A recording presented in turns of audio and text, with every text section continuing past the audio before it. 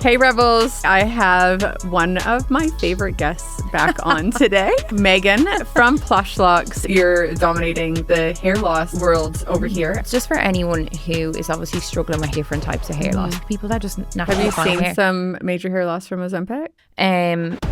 I just was doing all the organic marketing that I could do. Like, we've an 85% rebooking rate. My one issue is that we just don't have enough clients. You've got this amazing business that you've put your heart and soul into, but you just don't have people looking at it. Like, you don't have eyes on it. And I feel like with the ads, that's what it's done. It's funny because we ask new clients, where did you hear from us? And they always go, oh, I just saw you on Instagram. I just kept seeing like the same couple videos. And it's like, they don't really realize that it's an ad. If somebody wants to shift in their business and they're like, I really want to bring in like an extra 50 new clients a month, but you can't even message back on a fucking WhatsApp message. You're never going to get there if you can't commit to something. Hey Rebels, today I have one of my favorite guests back on today. I love you. Meghan from Plush Locks is here joined with me today in studio. She is been a great contact friend of mine since probably the last like 5 years or so that we were chatting all salon talk and that kind of thing. Now we work together a bit and that's been really fun.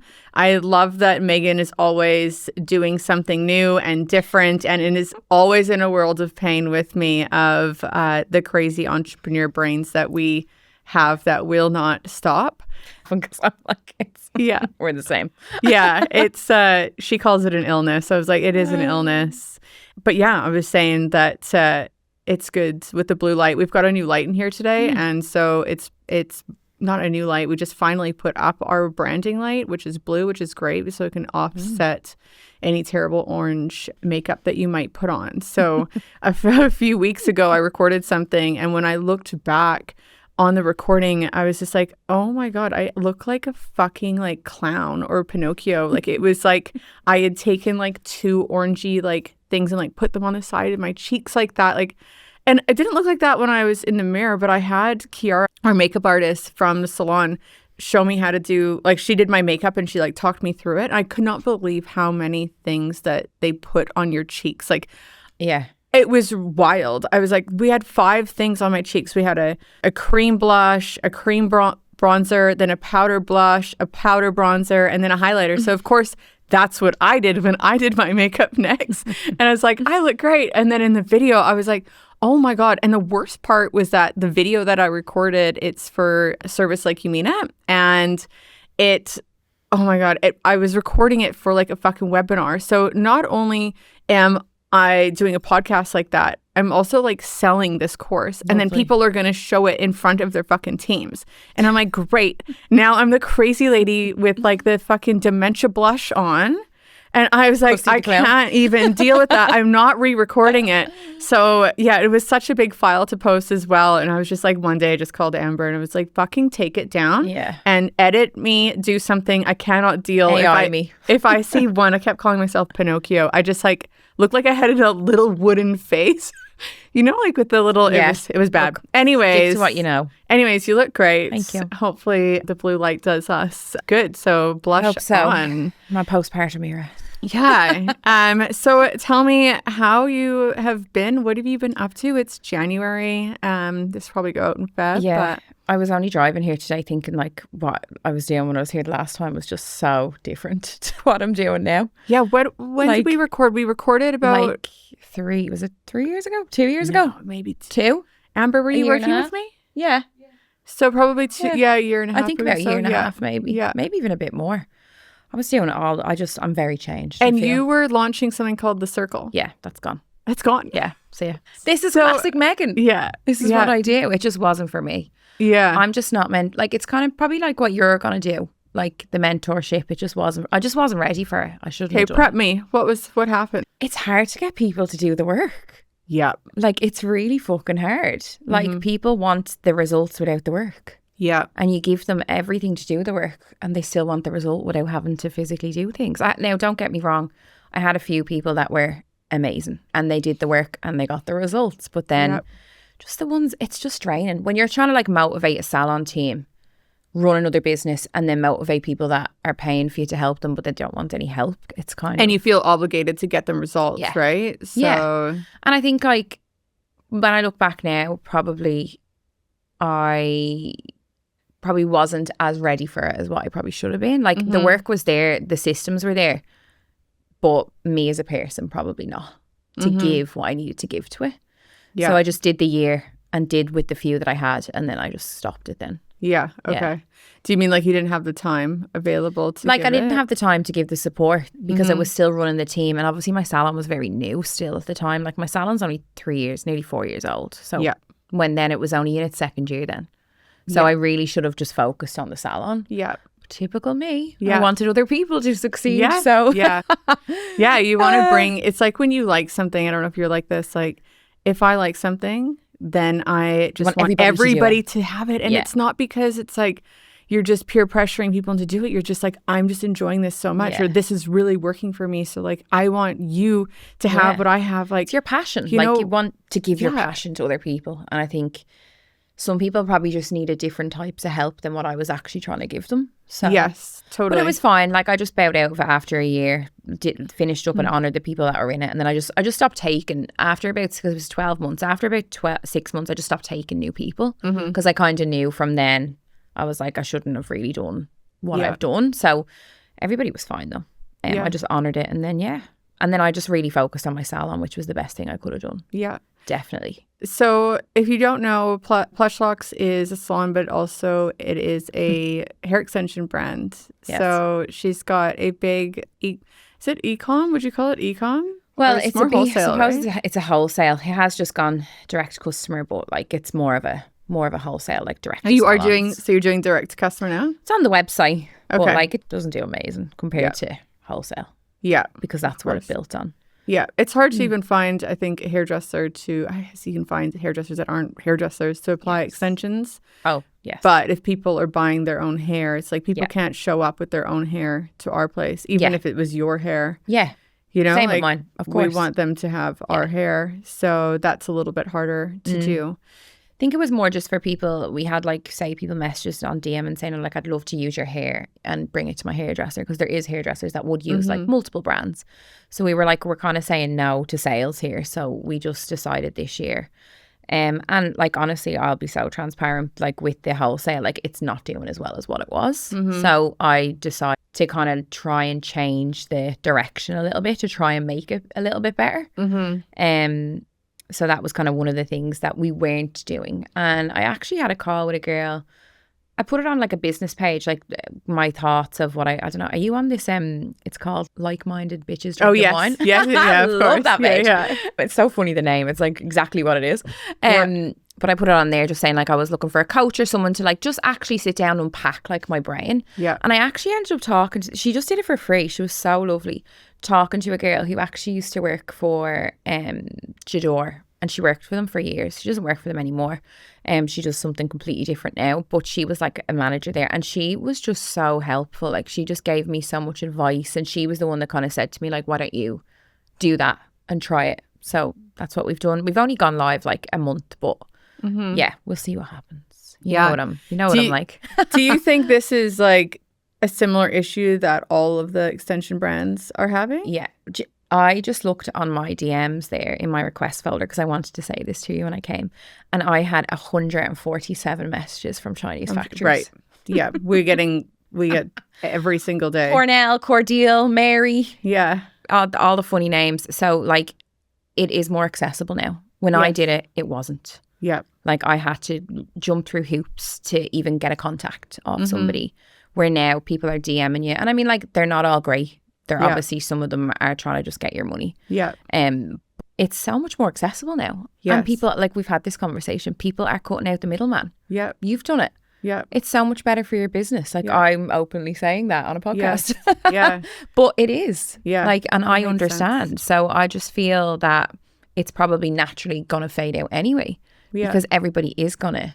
And I think be able to access it. With where salons are now, if you don't find those places where you can cut out the middleman and you can make that extra profit, it is going to be really hard to survive. It is. And it's just something that you do need to consider. And, yeah, it's a massive cash flow boost, right? So Yeah. I mean, that must be hard, though, to have something that you've worked on so hard for and to have that change in the industry. Yeah, it is and it isn't. Like, I feel like I've kind of done all I can, but it's like a natural progression of like people being able to access things in Asia. I think it's something that it's not just hair, it's like activewear and everything else. People are branding everything now. Yeah. I remember like 15 years ago being like, how the hell do these big companies brand things? Yeah. Where do they find these people to brand their stuff? Where now you can just go on Alibaba and search phone case brand and you can get 100 made within a week. It's not that hard. It's so wild to me too, because I think like as a consumer, you see everybody popping out with these like more things and you think, do these people really think that they're just going to make it doing that? I know. And this is where I got with like the e-com brand. So I don't know if I told you that I found a buyer. He's buying in to the business. And I love it because he basically is the one that gets like products into like Woolies or David Jones. And he does all the deal stuff. He's so awesome. Like we're looking at getting stuff into like 3PL now, right? Which means that we'll ship everything to this company. They hold it and they do all the shipping. So there's no more packing for us. It's like completely systemized for you. Yeah. But the problem that we would come up with was like, okay, well, these rollers get like packed in a bag. Well, they pack it for us. And they're like, we don't do that. It needs to be pre-packed. And then, but they'll just put it in a box for you, like, and send it. Yeah, they'll put it in a box or they'll do the SKUs together. Everything has to have SKUs on it. And because this guy is so well equipped with like all these kind of little strategies, it's like he'll say something to me that I'll be like, why didn't I think about that? Or even the way that he does like the cash flow projections in ordering. When do we order this kind of stock? Yeah. How do we do this? Like, it as well. He's just like a total fucking brain, right? And the first time I met him when we first started talking, I kept seeing like little, like I think he had like a fidget spinner or something.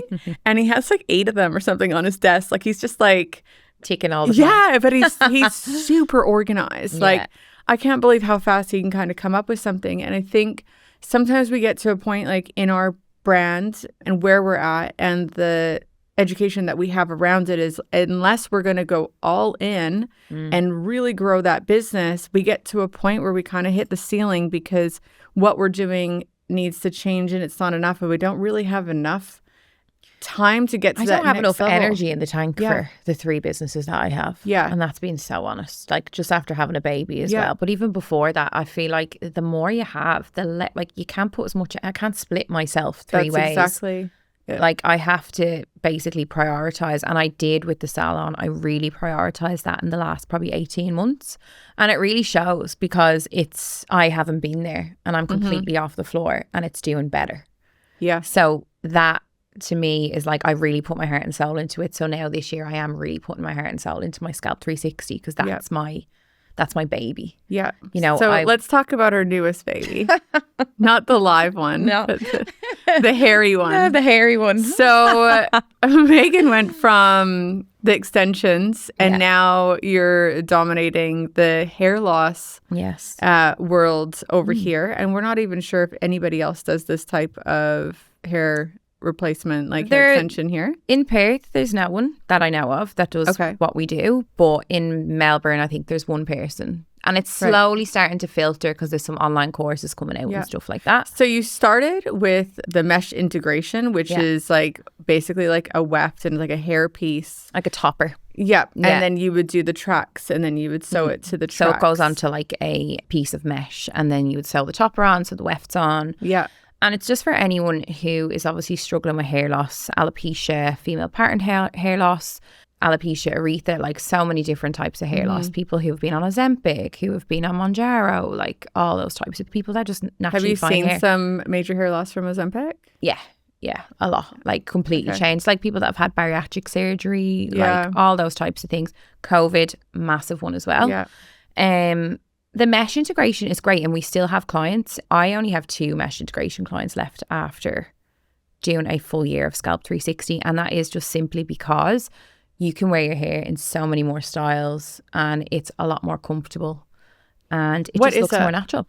So it's basically a customised hairpiece and it's made out of silicone, and we cast the shape of your head and we actually send it to the factory and a full cast gets created, a mould of your head shape. How do you do a cast? Like, what do you put their head in? Like, you know, the stuff that, like fiberglass.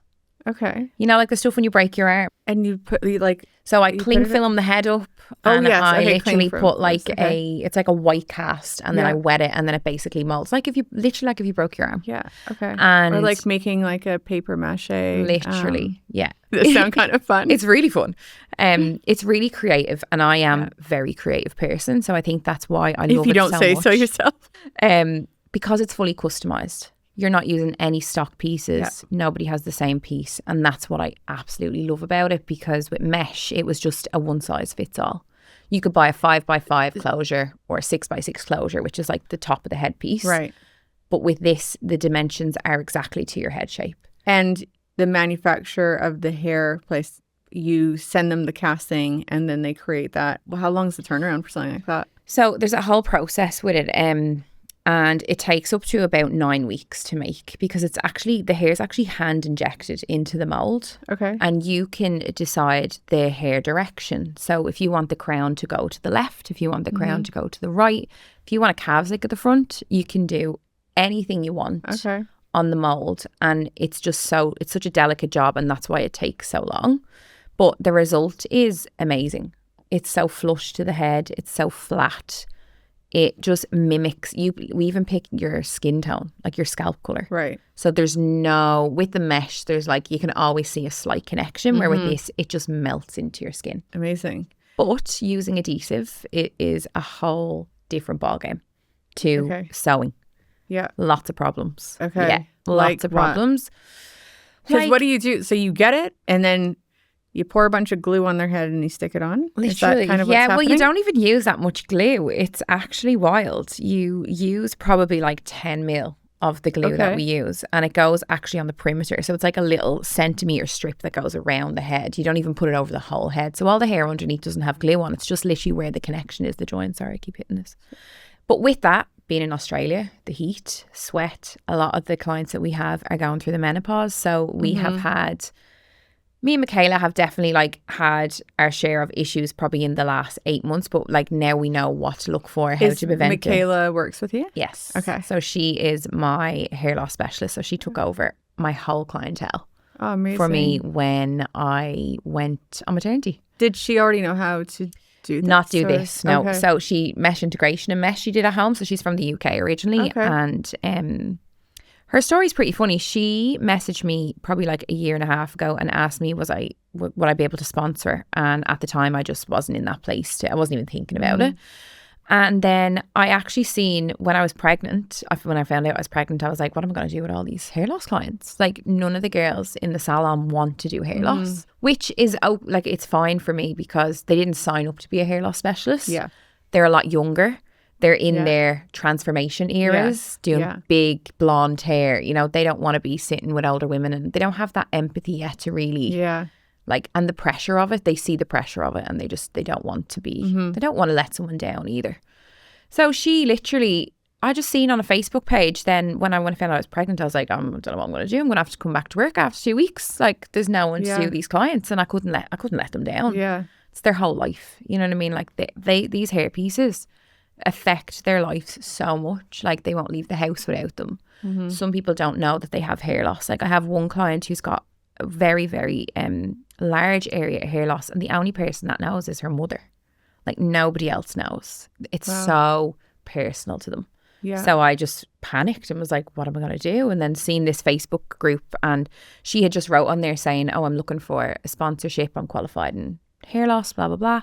So I just messaged her and said, oh, how are you? And then it came up on the DMs, and we had already been talking, and I was like, oh wow. Yeah. And then just brought her in, and we hit it off, and she'd had a really, really bad experience with previous salons with sponsorships. She was really, really probably scared a bit, like she'd moved her whole family here a year ago, had a business in the UK for 15 years, and she just wasn't treated very nicely. Yeah.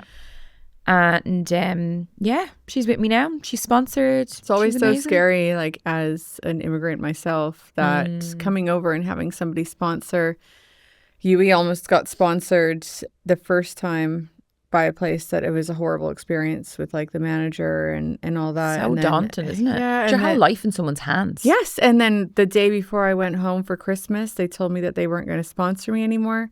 I was like, now I don't have any time to get organized. Like, just like someone else's whole life is just not important to you, like at all. And it is really scary. Like when you sign up for sponsorship, make sure that that place that you are signing up for, you want to be there for a good long time. Exactly. And it works both ways. As an employer, as the employee, like you want to make sure that you have a good relationship, but sometimes there's not enough time to even figure that out. And so that can be really stressful. Like, like I don't have time to wait to see if we're a good match. So. No, and the good thing for us was because she was already on a sponsorship, they've kind of changed the rules now. So she had a bit of time before we had to commit. So we were just like, well, we'll see how we go for a month. And then, but like we knew straight away, like I knew straight away she had the passion and the care, and she, like, it just shows because she's taken my full clientele and she's absolutely smashing it. Amazing. Yeah. And you sponsored her then? Oh, that's so good. Yeah.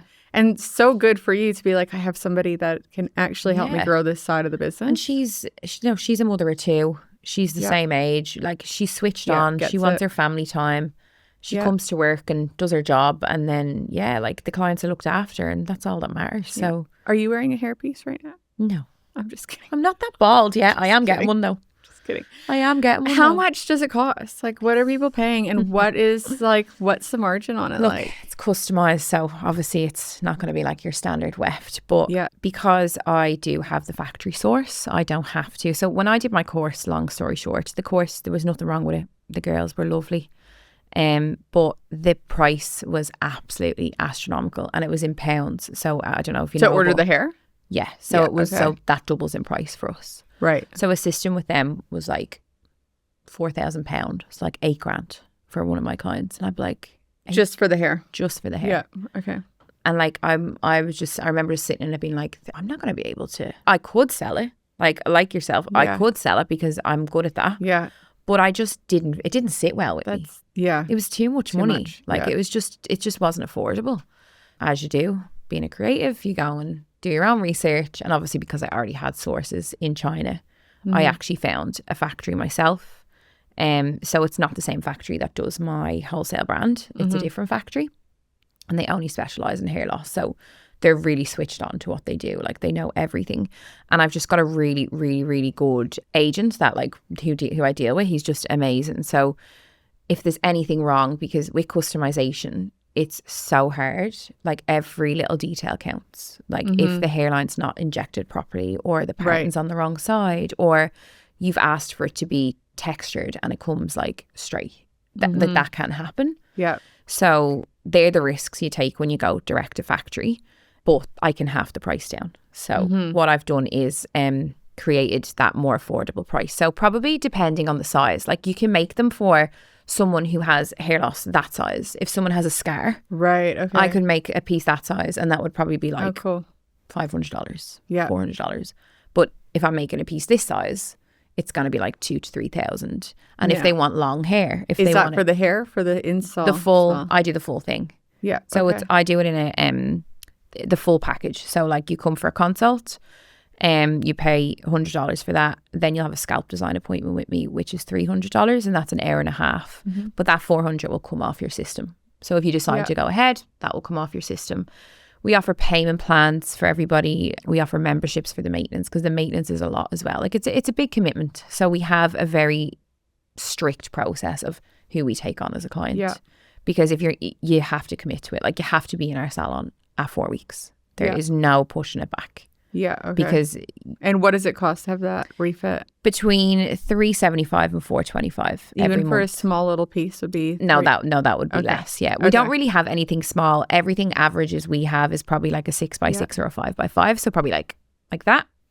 As you grow, though, you probably will. Like, if people understand that is a thing. Like, there's so many people with alopecia that have just like one or two random or like a scarring. spots. I had one lady I made one for, And she just had like a massive bit of scar and alopecia. She had an autoimmune disease and like just ended up with scar. I don't know if you've ever seen scar and alopecia.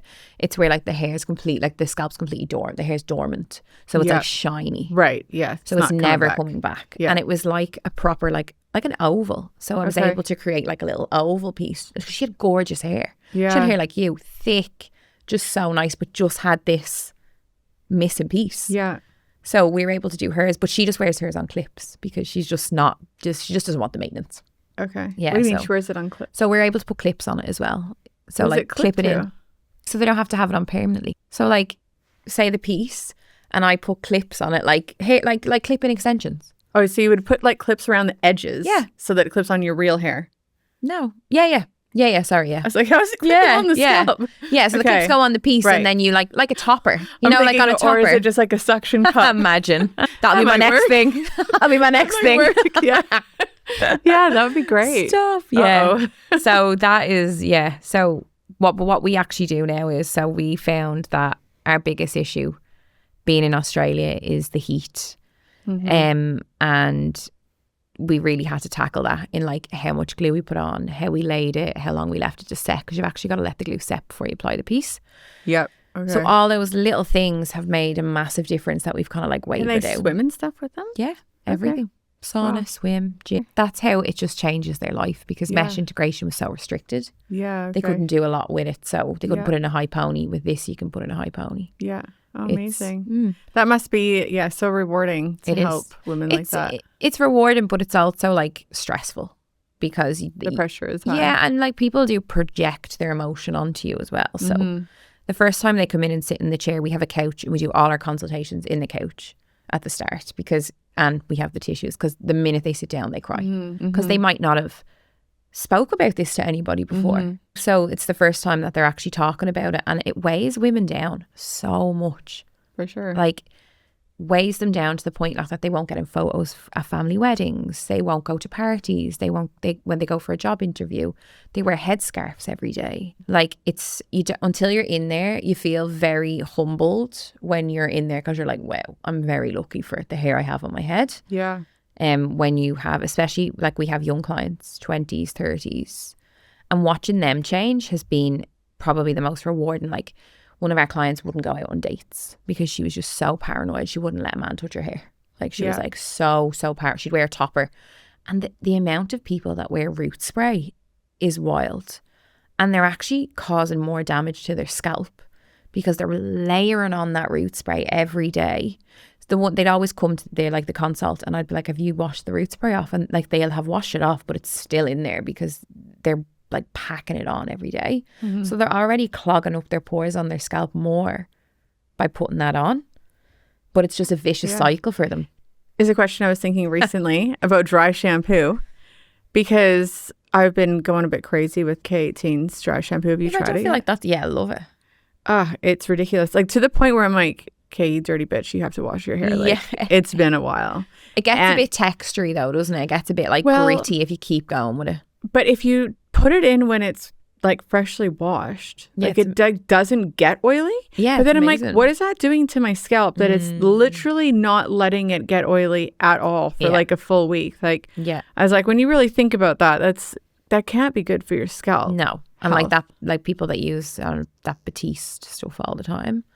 Like that actually causes hair loss. Does it? Yeah, because you're clogging your, like you said, right. This is like it must. But the K18's a liquid, so it's different. But then it dries as like seems powdery once that dries. Yeah, I think if you use a bit too much of it, it goes a bit powdery. Yeah. But I don't know. I'm obsessed. But I'm always it is great. obsessed with dry shampoo. Yeah, but I like it because there's so much in the bottle. Yeah. You know, like it. Yeah, it's never ending. The bottle. It actually lasts a long time.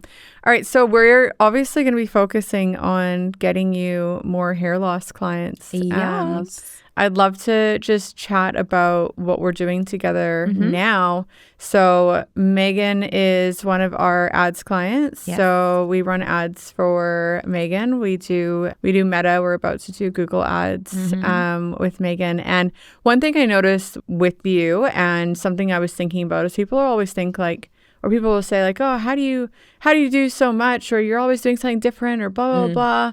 But I definitely think that there's something out there now where it's like everybody's so focused on like this work-life balance that I'm like, do you even work? Like, Yeah. are you putting in the work? And exactly like you were saying with the mentorship, I just want to talk about like doing ads for clients because we get contacted by quite a few salons and stuff to run ads, but some people can't even get back to an email. They can't get past the first onboarding task that You know they what need that to is? do. That's impulsion in people. They're like, I need my ads done, so I'm going to contact. And then that impulsivity, like they like, write to you and then they forget about it. We've even got to the point where we've signed the contract and we're doing it, but they just cannot get things done because things are going down in their salon or whatever it is. But it's like sometimes you have to work till 12 o'clock at night for 3 fucking 100%. months to get yourself back on track. Like that's just a commitment that you have to do. Yeah. I'm sure that you know that like it's a roller coaster of like work. Sometimes I literally worked till 39 weeks pregnant, like literally worked I absolutely, and I can say that so proudly, I worked my arse off. And I was dealing with diabetes and sciatica and all the shit that comes with pregnancy when you're a bit older. But honestly, it's allowed me to be off. It's not. It's not about to like promote hustle culture. That's why we're working. Still it's have just to like fucking work though. It's just like you have to work hard to get time off. I like working. Yeah, I do too. Yeah, and it's like, but people seem to think that that's not the way it should be, or that there should be more work-life balance. But like when you're in the middle of building something, like there isn't just work-life balance. You have to work really hard to get the balance, and then things happen and you have to work hard again. So it's like if somebody wants to shift in their business and they're like, yeah, I really want to bring in like an extra 50 new clients a month, but you can't even like message back on a fucking WhatsApp message or like you can't actually get the material right or even get your logins or like do any of that. I was like, you're never going to get there if you can't commit to something. And I don't know if people are just like committing to like too many different things and they're probably focusing on the shit that doesn't actually make money. Like, like they're fitting in a haircut instead of just like working on their business. Yeah. But I think that's a lot. It's a big problem for a lot of salon owners is they're so focused on still being on the floor. Like I've had messages off a few salon owners in the last few months saying like, how have you like transitioned yourself fully off the floor so quickly? And just because I didn't have a choice, like having a baby really helps. And like I do get comments off like certain people sometimes that, oh, maybe she'll slow down now. And I'm like, I pick my son up from school every day. Like he goes to after school because he likes it twice a week, where like I actually don't work as much as what people think I do. But I just don't put it all over. So I don't put my personal life really on social media. I just put my work life. So people are like, she's always working. Yeah. But like I'm more present with my kids now than I have ever been. And that's because I've put the yards in. Yeah. I feel you. I'm the exact same. It's like, and I'm not afraid to outsource. Yeah. It's 100%. Like, exactly. Like find me somebody that can wipe my ass and I will pay them. Like, but because you're not good at everything. I'm not good. Like I'm absolute toxic trait in mine is like doing a whole load of work but actually doing fuck all. Like I'll have all this to do but then I won't do any of it. Yeah. But then like if I'm switched on, because you're doing what? Because I'm just fucking arsing around what my kids are doing. Like I'll have a day where I'll be like, right, I need to get this and this done, and then things will just come up and I'm just like, oh, but then when I'm in the zone, I'm in the zone. Yeah. Like I get probably the abnormal amount of work done in one day that probably one person wouldn't. I just find things always take a lot longer than I think I will. Like the list of things that I think that I'm going to get done in the day is always, it's like that.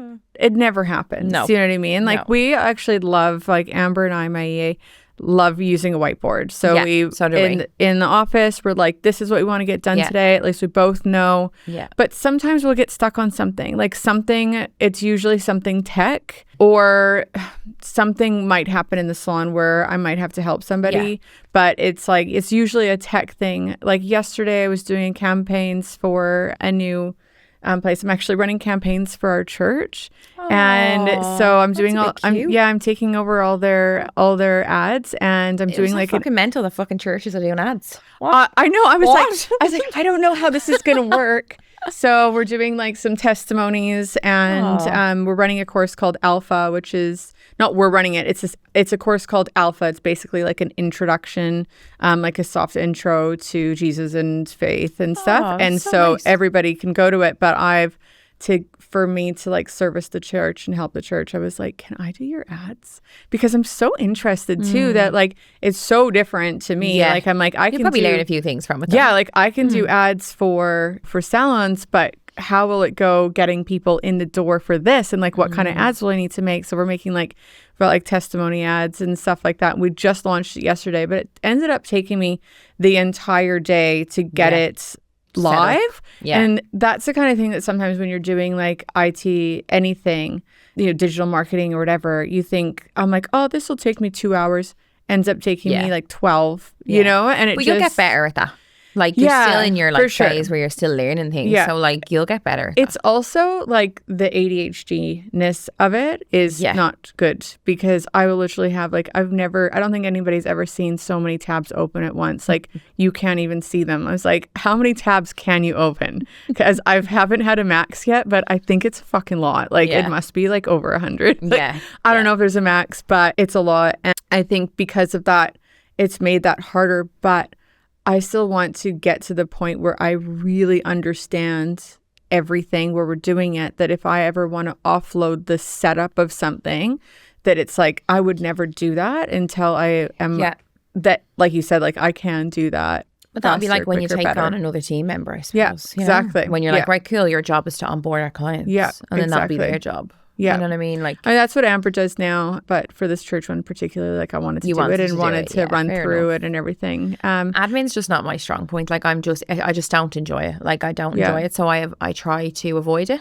Yeah. I like the numbers, love the number side of things. That really ticks my brain. But anything marketing or anything techie, like with Meta, or like even when I was doing that Google the other day for you, I was like, Jesus Christ.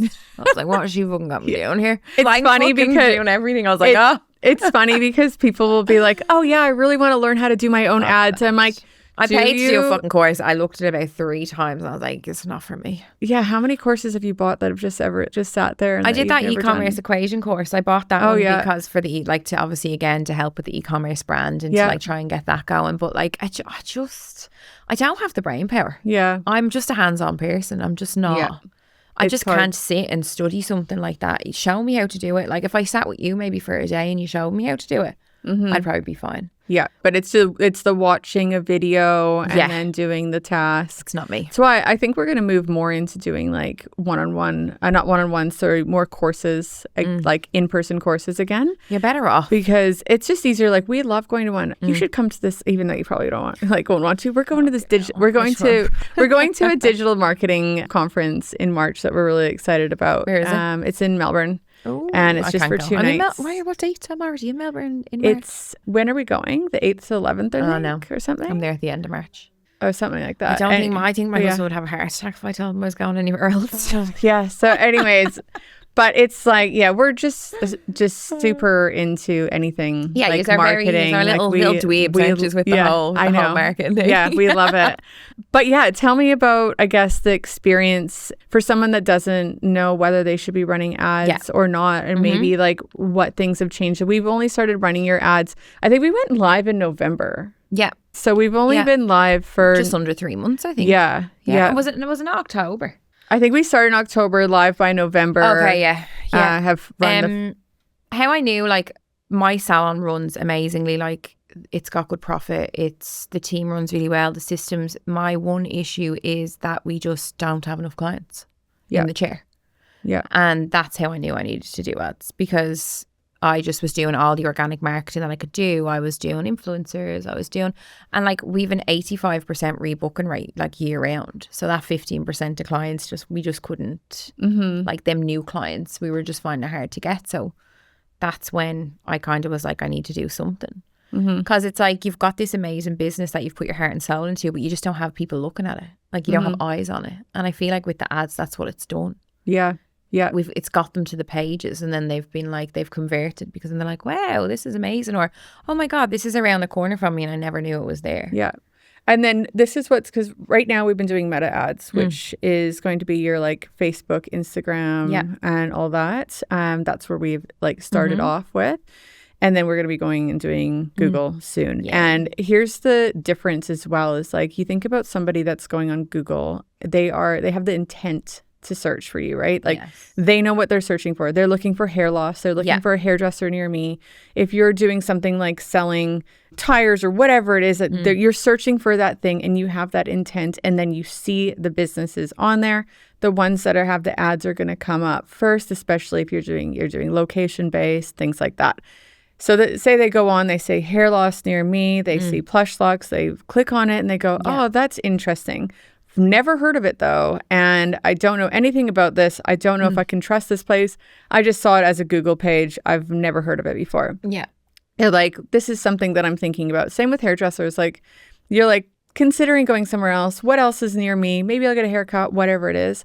You click on it, you decide that you're going to go back later. I mean, some people with that intent are looking to find something right away. And those are those people that are going to sometimes call right away, right? Yes. But then when you have Meta on the back of that, what happens is that person is now gone on your website, and now we retarget them with our basically funnel on Meta. And now they're like, oh, that's so weird. I just saw that place the other day. My phone's listening to me. Yeah, my phone's my phone's listening to me. I was just looking at this place, and now I'm seeing all their ads. And now you start building the authority and the trust with the client, because they're like, oh, that's that place that I looked at, and they keep seeing your ads pop up then. Yes. And it's funny because we ask people all the time, the new clients, because we obviously have certain metrics on Facebook, like on our Meta, that we can follow, that we can see our ROAS and all that. But it could be sometimes hard, and the conversion value on Google isn't always 100%. Neither of them are always 100%. So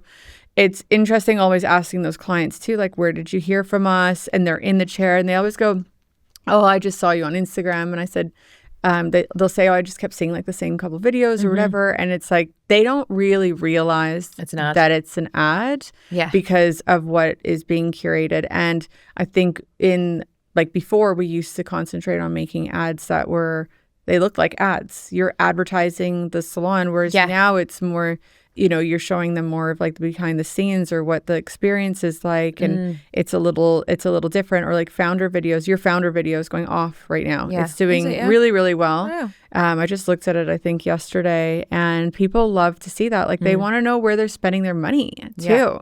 And people really resonate like with that. And then you humanize the business. And then again, maybe they look up again, hairdresser near me or whatever, and it's popped up again. And it's like, it's that thing that we get in front of them so many times. It's like, they're like, it'd be rude not to book in. Yeah, it's something like 9 to 12 times that you have to see something beforehand. So having that intent on Google is great, but it's like, by having Meta set up for you, it's almost like you have your sales, your high ticket sales converter, like messaging for you, because you have them following up with Meta, like on those leads, without having to like just call people or do that. It's just like that subtle sort of hints that you are interested in this. Are you still interested? And the more they watch and the more they click and keep looking, they just keep seeing it again and again and again. So I think we're going to find that we have like a massive, we'll have really good results when we incorporate that, because we've had such good results on Meta. Like, what have our results They're been? amazing. You were just telling me today about your following. Yeah, like obviously we were like, it'll take 3 full months to work, but like I think we saw results straight away.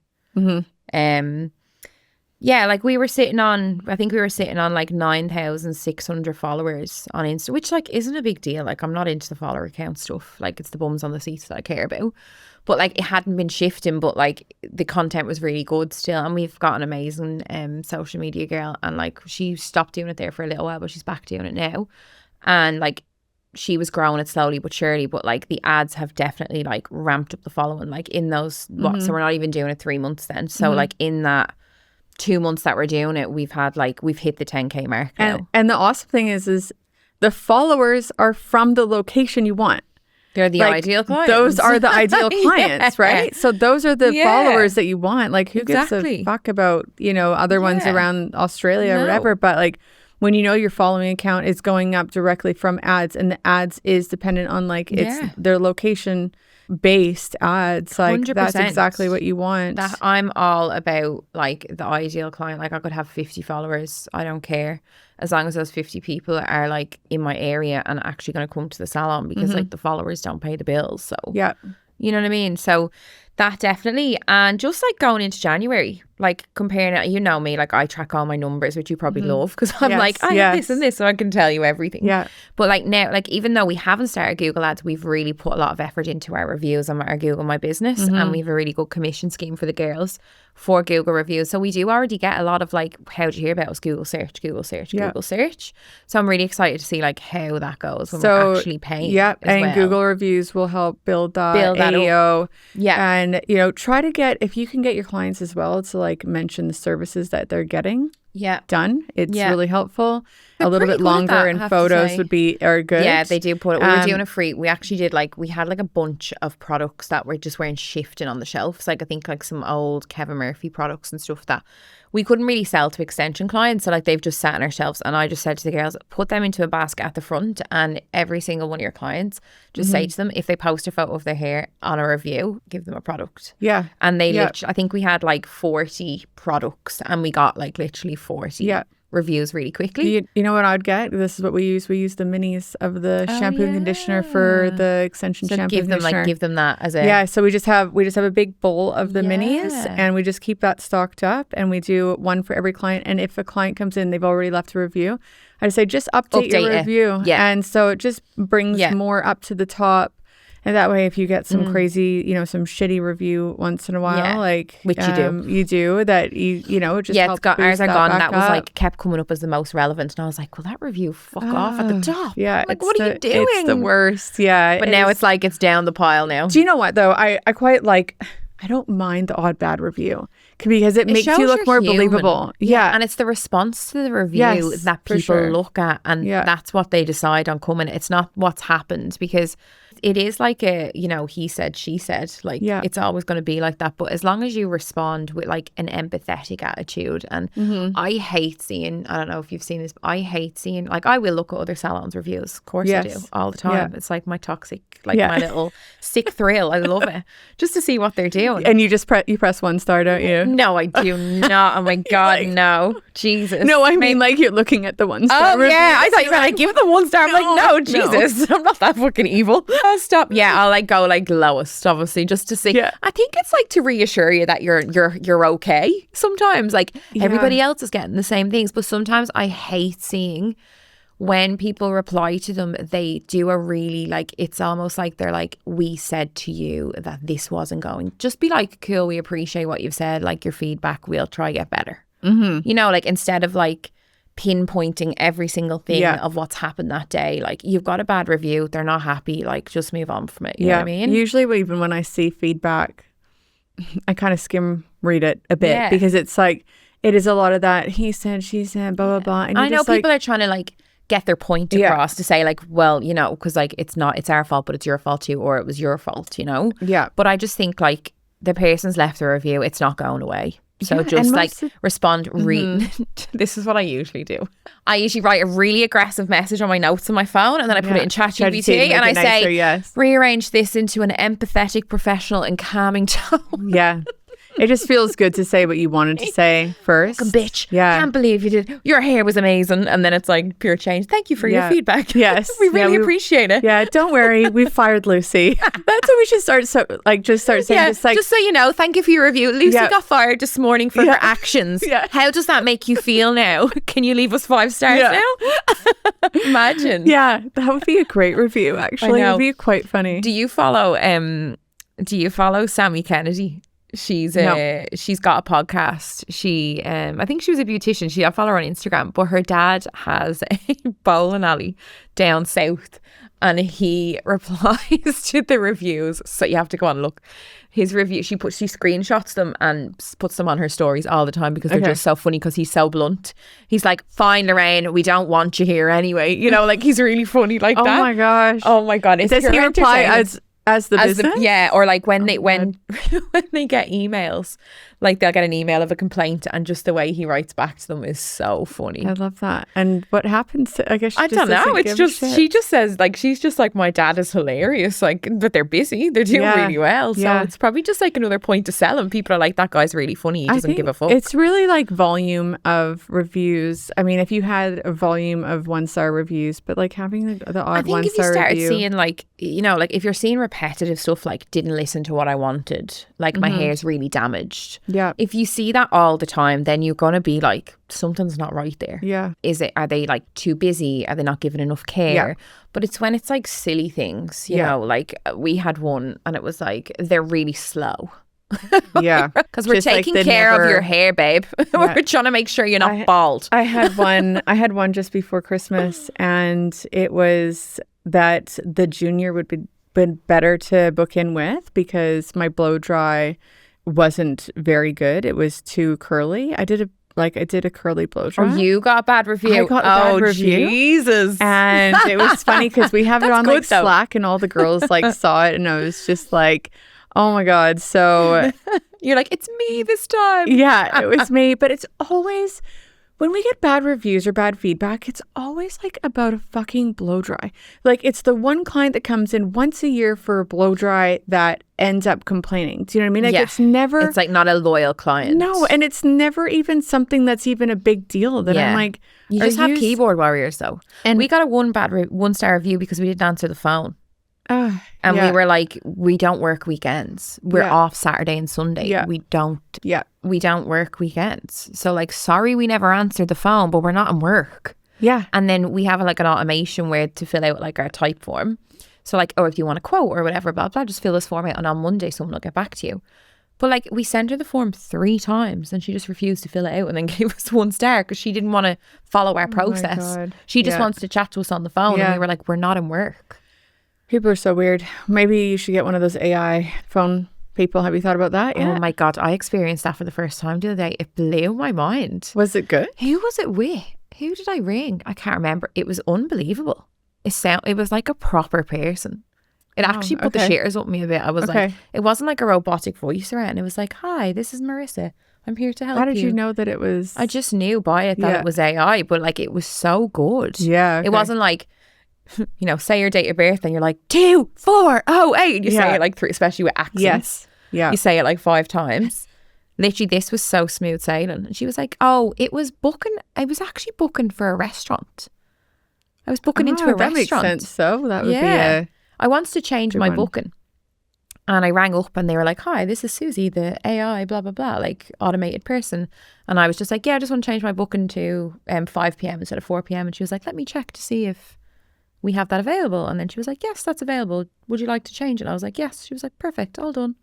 Wow. I was like, whoa. So we almost collabed with somebody on getting an AI one for the salon.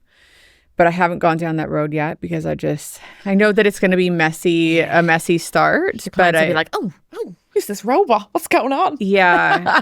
And I get it. But I think the biggest problem right now for me is that it doesn't connect directly through your booking software. Yes. So if you need to book or take a deposit, they can just guide them to go online to do that. Yeah. But right now it just says on the voicemail to go online and do that. So is that for like the weekend, like when you're closed more? Yeah, like when you're closed, if you just miss the phone, like on a Saturday, we have people that call on a Saturday and they just call 4 times in a row because nobody's picked up. And you're like, we're fucking busy. Yeah, I know. Like, stop calling. Like you know that it's busy in here probably. And we have a voicemail saying like, send us a text message so we know to call you back. But they just never do. Yeah. They're just like, cool. They've not answered. Yeah. So I think it's something that people are going to do because they're going to cut out the cost of having the receptionist. And but then when it comes to like a business the size of mine, it's not just about answering the phone, it's checking out clients and all the other stock orders and things like that just need to happen. And it's the face of your business too. Like it's the first person they see and the last that they see. Yeah. And I feel like it's important. I think with so many changes, it's still nice to have some things that are going to stay the same. Yeah. You know, for people. Yeah. And you've got such a lovely reception area. Unmanned would be really weird. Yeah. No. So we'll just see how that happens. And I think the receptionists are good at squeezing things in or fitting people in. Exactly. Or your AI person's not going to know to fucking move Sally 30 minutes so someone else can pop a root They know on. that person doesn't have very much hair, that can be shorter. Blah, or blah, like blah. that stylist is suited more to that person because they're like they don't know their strengths. And I feel like as like with Morgan, she knows the girl's strengths. Yeah. So like she knows to put that client in with that person. Yeah. AI is not going to know that. No. So do you know much about Monet? I've seen the shit online about it. Okay. You're gonna ask me to be a Monet agent for you? No, I just want to know. I'm just considering being one. No, you're not. Are you? Maybe. What? Fuck off. I don't know. No. Maybe. Why not? No. I'll be giving you a fucking free Scalp 360 to get your hair loss then. Like, Doesn't it cause hair loss, apparently? No, it's supposed to be really good for hair loss, I Really? think. Yeah, that's why I thought you might know about it. No. Yeah. I've seen people going on private jets and fucking... Yeah, exactly. Yeah, but it's like what's it? It's like? an MLM. That's right. It's going to be an MLM, but there's been a big movement in America, and whenever you see things in America, it's like a matter of time. Usually I get DMs from, because I do hair loss. I get DMs off American stylists all the time asking me to try the products. Yeah, and I think that it might actually be pretty good, but I wouldn't mind looking into it, because all I'm thinking is like in that future of how can I give something better for my team? What could I offer to my team? Because you can actually, I think the profit margins and everything are a lot better with it. What can it do? And I see a lot of stylists talking about bringing it into their salons. I mean, if the product is amazing and the perks were amazing, I think you need to do a bit of Google search. Oh, I will. Because there's like a few fucking cases and shit. Like, yeah. I'm sure there's cases on everything. Yeah, there is. You know? I think like a few years ago, there was just people were saying there was just court cases on hair loss. Right. But I have heard that the hair loss products, like the stylists that message me are like, it's changed their lives. But I have too much going on. I'm like, I know, but that's going to be their typical sales pitch, right? Like, yeah. I'm thinking of it not so much as getting other. It's like I already have the team to get them on board if it was going to be helpful for them. So anyways, I'm just interested. I didn't know if you knew much about it. I really don't know much about it yet. I've just recently in the last couple of weeks I just randomly want to ask you this question. Yeah. Yeah.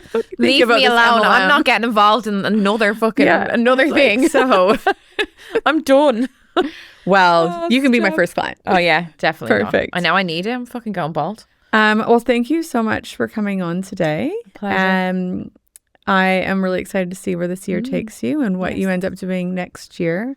We'll have to get you on for like the yearly chat to see like how much you're not doing of what you're doing. Literally, what have I fucked off this year that I started last year? Yeah. And I'm really excited to see how we go with ads and hair loss. And I think it's really cool that you're actually doing something that's like really helping women, which is amazing. It's kind of just filled in the missing piece of the puzzle, I think. Yeah. And no matter what, like I just need to pay for marketing. Like that's just it. Like you have to. I just think if you have the budget, even if you don't have the budget, I'm like, you still need to do it because it'll get you the clients to give you the budget. Exactly. And it's, unless you know what you're doing, it is a massive time goblin. Yeah. And then you're also pissing out money on ad spend. But I think having somebody that's either like freelance or smaller or that knows how to actually run it for the specific industry is the difference between us and an agency and what you're paying. Yeah. Right. And you girls put 110% in. Nothing's an issue. Yeah. Text you and it's a straight reply. Yeah. I know. It's not like I was like, next year I'll be like, I'm going to put some boundaries in here. Not with me, won't be. We're at 9:30 at night doing like, literally, I love it. Typical mother, like, just putting the kids to bed. I'll be online in 10. Do you know what? Sometimes it's actually works better for me because it's like, sweet, I have 10 minutes. Yeah. Now, or like, if I'm sitting at home relaxed on the couch, like I like doing a little bit of work then because I feel chilled. Yeah. If my bloody 8-year-old is screaming at me, wants to play with me, or the baby's crying, like I'm not going to be able to get the work done. Yeah. Yes. So yeah. Totally. It's harder. It's easier at night. You just got to stay awake. Yeah. Anyway, stop drinking so much. That's my problem. Yeah. Story of my fucking life. So much, Meghan. And we'll see you next time. Yay. Bye.